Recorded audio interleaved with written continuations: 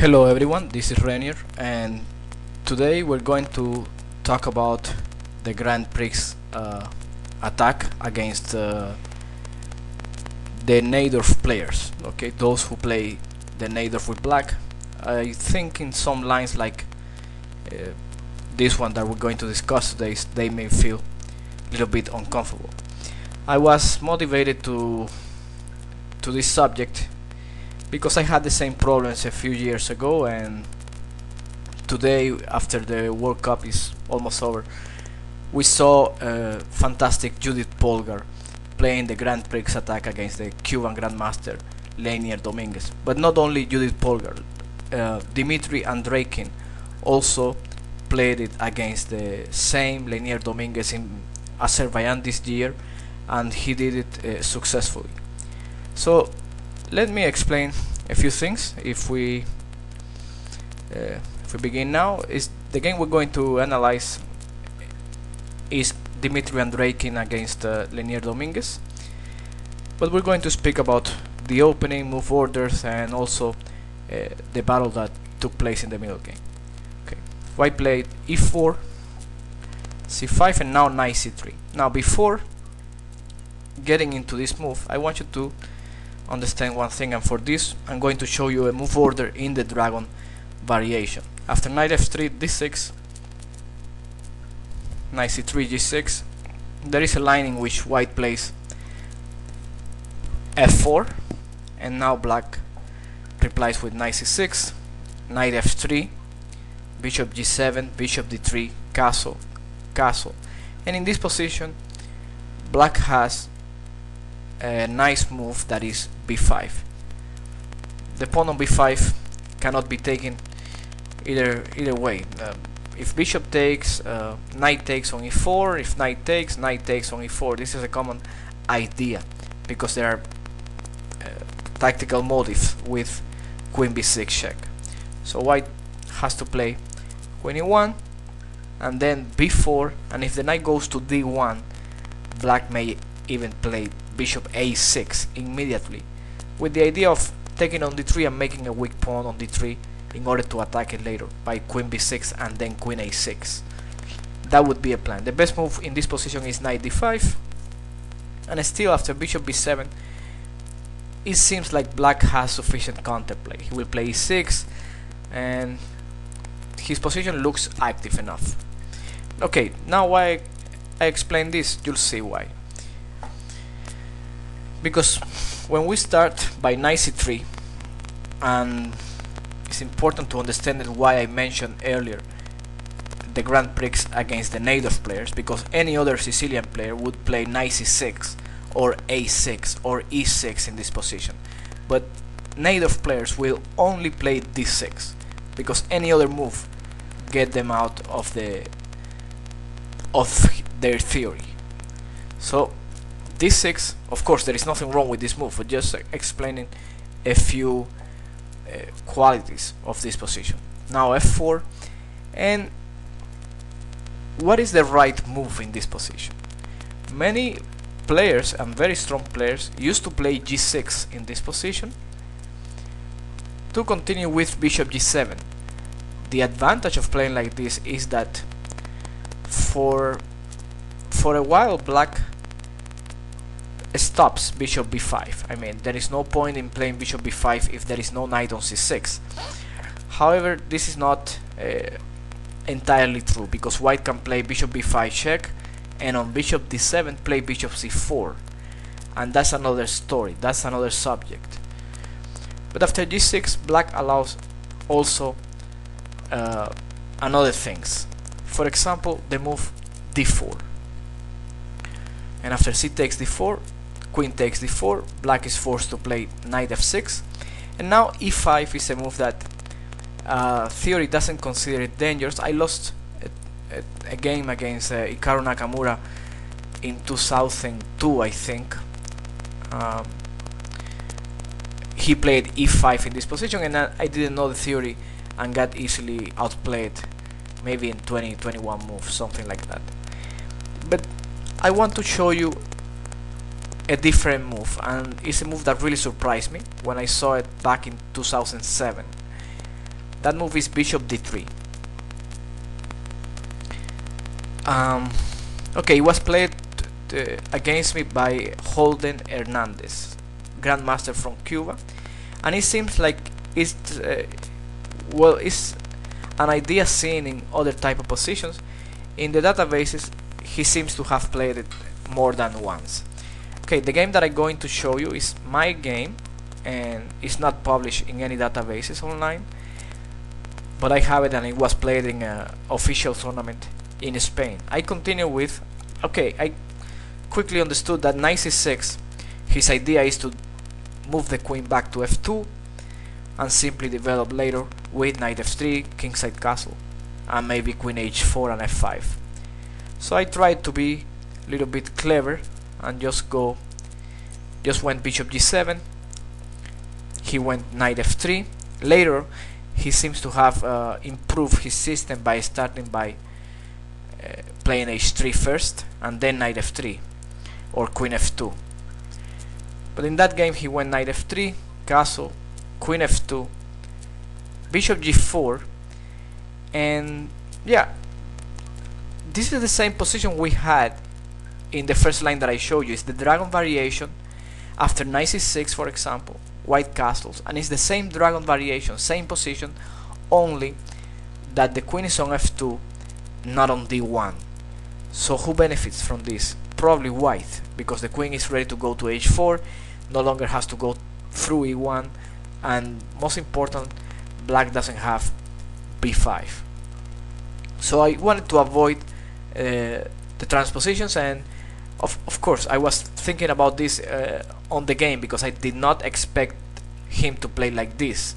I think this was one of his first games in this variation. In the databases, the games show you can find are after 2007, after this game. So I went bishop g4, trying to find a solution to my spatial problem. So I wanted to take on f3. It's a common idea, this type of positions, but it has a cost of the two bishops. And after knight c6, a3, preventing knight b4, rook c8, bishop e3, knight d7, black's position may be okay and may be playable, but I think that white stands a little better. His plan was quite simple. He went rook b1, so I have no ideas of taking on c3 or anything like that. I thought that it would be dangerous in the long run. Maybe it's possible. So I went e6, and then he played knight e2, followed by rook f d1, and with some pressure against d6 and the bishop pair. In the end I lost the game in 65 moves, and probably black can play much better than this, but I'm just showing you what are the disadvantages of playing g6 on move 3. So knight c6, this is the way Renier Dominguez played, and the way that I thought I should play after my game with Holden. Because now if bishop b5, black has bishop d7. That's something to be happy with as black. And then white plays knight f3, g6, bishop b5. Of course the pure Grand Prix is bishop c4, but apparently it's not that great. Black seems to be doing fine. So bishop b5 is the latest trend in this position. Bishop d7, and now castle. Another possibility is bishop back to c4. White tries to take advantage of the bishop on d7 by a timely e4 e5, now that the queen is somehow disconnected from the d file and has no attention to the center. There are in many lines where the king on g1, white cannot play e5 because of d takes e5, f takes e5, knight takes on e5, and there is a queen d4 check getting the piece back on e5. However, with the bishop on d7, things are not that clear, and it's not really a waste of tempo, this bishop b5 and bishop c4. It deserves attention, in my opinion. But okay, castle is main move, and now in our game Renier Dominguez played bishop g7. Alright, what are the alternatives? If a6, which is also a move.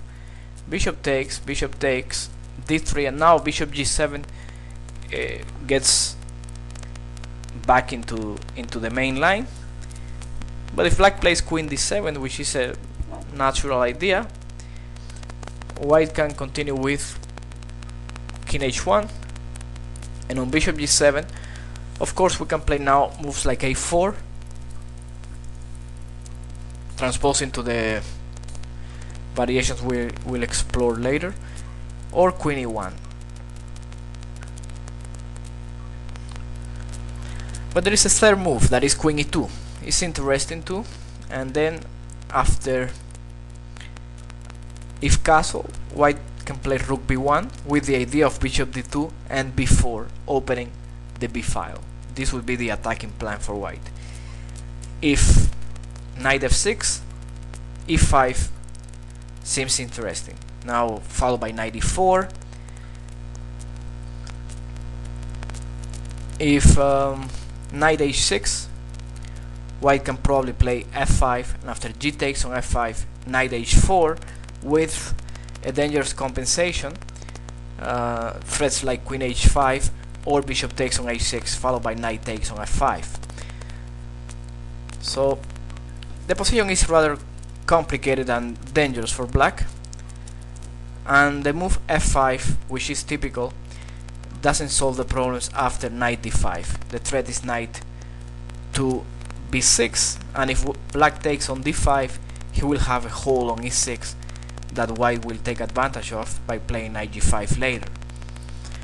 Then if rook d8, knight g5 for example, the threat is knight e6 because black cannot take on e6, and after knight f6, knight b6, knight c7, knight c4, white is almost winning. The threat is knight e6, and there is no real solution. Knight e6 or e5, they are both threatening, or e takes on f5. So black took on e4, and after knight e6, queen c8, f5, and white went on to win. A game by James Plaskett against Sergei Shipov in 1998. Okay, Shipov is very strong grandmaster, and he was outplayed after 16 moves. So this shows you that it is not necessarily force or anything like that, but it's a position that requires certain degree of precise play from black. Alright, so let's go back to our game in which Dominguez played bishop g7, d3, a6, bishop takes e6, bishop takes, and now queen to e1. Alright, just wondering, this idea I have to mention, it just occurred to me that on a6 maybe bishop a4 is possible as well. b5, bishop b3. I'm not sure if who will benefit from this queenside expansion. On knight a5, maybe bishop d5 and followed by some pawn move in the center like e5 or f5. It's interesting. I have not analyzed this, but or maybe bishop a4. Who knows? Okay, but anyway, when the original idea of the line is to take the knight on c6, bishop takes, and now followed by queen e1, expecting the black king to castle kingside and to attack by playing queen h4, f5, bishop h6, knight g5, and so on. So black plays queen d7, and now Andrei can play king h1, which is an useful move, but not the only one. Bartolomei Masiecha, Polish player, very strong grandmaster, played the move a4, which is also very interesting because white aims to take control over b6. So in that game black replied with b6, which is probably not very good. It seems like it weakens too much the position, and after queen h4, e6, black was already under pressure after the move f5. Here black cannot castle either side. It's very difficult to develop the pieces, and white's position is very healthy. He played h6 now. Look how many pawn moves, and after pawn takes g6, bishop e3, black is simply worse. White is threatening d4 now, opening the center, exposing the weaknesses on b6 and d6. So black was forced to play e5, knight d2, taking control over the f file. The knight is also heading to c4 to attack the pawn on b6, queen e6, knight c4, rook b8, and now queen g3. Knight d7, a5, b5, knight b6, black cannot castle. His position is simply much worse. Rook f8, queen h4, attacking h6, knight g8. The knight goes to the defense of h6, but after knight c to d5, rook b7, and now b4, black's position starts collapsing. It's just a matter of breaking it up. So Marcieja went on to win the game later in 29 moves, and this was move 22. Games are very short of what we have seen so far. So after a4, which is a move that deserves serious attention, then what should black do? Knight h6 is an alternative. This was played by Renier Dominguez himself in the second game of the match, of the rapid match. Then after a5, he played f5. Okay, the computer suggests to play castle in this position, and after f5, g takes on f5, knight h4, e6, bishop takes on a6, bishop takes, e takes on f5, and now king h8, and it gives the position as roughly equal, since black seems to have enough defense. Of course, two bishops, and white doesn't have anything clear yet. Black will play rook g8 or bishop g5, but okay, everything is complicated. I think after a move like knight e4, white has a slightly easier game. Renier Dominguez played f5 in this position, and now knight d5 as usual. This is the natural reaction. Bishop takes d5, e takes d5, knight f7 stops knight g5, and now Judith played rook b1 with the idea of b4, which ensures a slight advantage. However, also the move knight d2 with the idea of knight c4 gives white a pleasant game. Put the knight on c4, bishop on d2, queen on e2, and the other rook to e1. It's a lot of tempos, but I think it's possible. And okay, white must take care of that black doesn't have a move like e6 with the rook on e8, releasing all the tension. But okay, aside from that, I think it's possible, because whenever e6 comes, there is always knight b6, and the queen cannot go anywhere defending e6 at the same time. So I think it's a position that is slightly better for white. Then after rook b1, castle, b4, also white is a little better. Now I think that black should not take on b4. That's what Dominguez did, but I think that he should not take. But okay, this is another story, another type of game already. So knight a6 is an option after a4.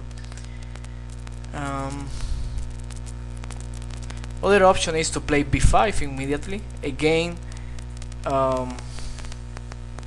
this was what Dominguez played in the first game, and okay, he got a worse position after e5. Knight h6, probably not the best move. He could have played bishop takes on f3, rook takes, and now b4, and after knight e4, only now knight h6, and after e takes e6, castle, and it looks like black is doing fine. Taking c5 is impossible. Well, I think not impossible, but certainly not the best. Black has good development. Knight is going to f5, and white has some problems on the queen side. Developing the bishop on c1 is not very easy. So the bishop on g7 and the knight to f5, very active pieces for black. So he seems to be doing fine in this position. Instead, Dominguez played knight h6, which is not the best. And now he takes e6, queen takes e6, knight takes b5, queen b8, only move. Rook takes, bishop takes on a8, c4, knight f5, and after bishop e3, white was slightly better. Then many other moves continued, but Dominguez, I think, lost control of the game here. He should have played something defending c5. Instead, he played bishop c6, and after bishop takes c5, bishop b5, he may have missed the move queen b4, pinning the bishop on b5 and supporting a future pass pawn on the b file. Castle, c takes b5 with a decisive advantage for white. Judith Polgar went on to win this game in 36 moves. Okay, the second game was the other that we saw, and it was a draw in the end. Okay, so we have seen few alternatives and nothing seems convincing. Nothing seems clear for black. Topalov in this position played f5 against Magnus Carlsen in Monaco this year. Okay, f5 is usually met with knight d5, because if bishop takes d5 now, it takes d5 and we have the weakest square on e6 that we want. Knight f6, c4, followed by knight g5. So Topalov took on e4, d takes on e4, rook b8, knight g5 anyway, bishop takes, pawn takes, queen f5, knight e6, bishop f6 and queen e2. And what do we have here? It's a horrible position for black. Knight on g8, the queen on f5. Definitely not what Sicilian players want. The king cannot castle, so if a world champion cannot find a clear solution in only 15 moves, it seems like something is mysterious about the line. Here I know this tournament is not very important and the players try to improvise a lot, but still it's surprising that Topalov was so worse in a position after only 16 moves. Let's go back to our main game. In the game, I'm breaking. Okay, there is also another move that I'd like to mention. Instead of a4, also bishop d2 is possible, simply developing the bishop short, and now black should play knight a6, after which white can continue with a4 or king h1. But if the move e6, white can play f5 as usual, and if it takes on f5, it takes f5 check, knight e7, and now knight h4 with a serious threat of f6. So it takes f5 is not very good, and after castle, pawn takes on e6, king h1, white. These type of positions are always better for white. He has the open f file, he has a possible rupture on b4, and for black it's very difficult to defend the weaknesses on e6. For example, after a move like knight g5, queen d3 and queen h3, knight e7, knight g5, rook f8, queen f2. This is a game by Wróblewski in 2009 against Areschenko.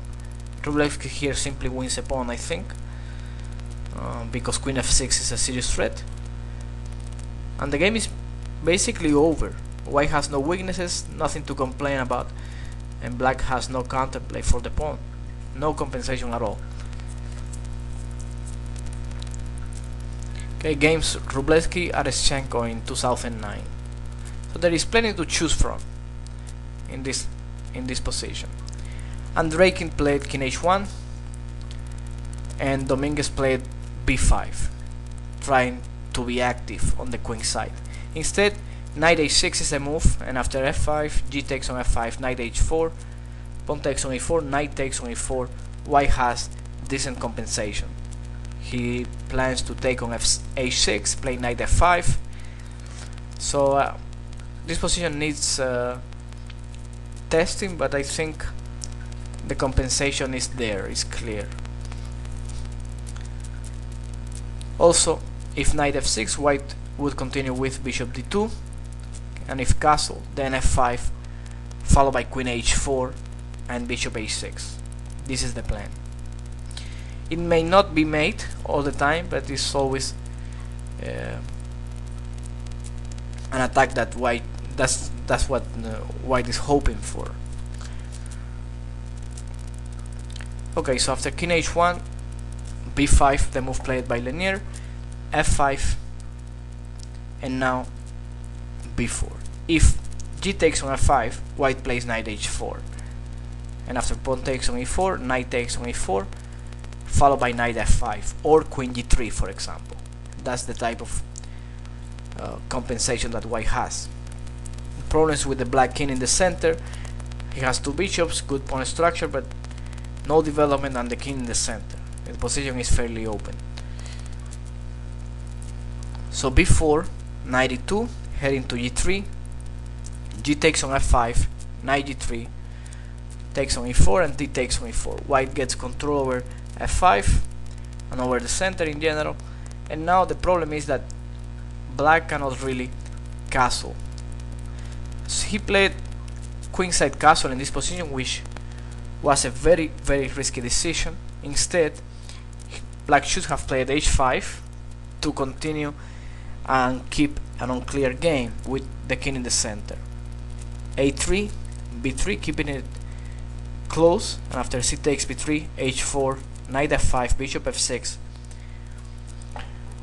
threatening h3 now. So h3, queen b7, attacking b3, e4, and after bishop g5, position remains very complicated, very complicated.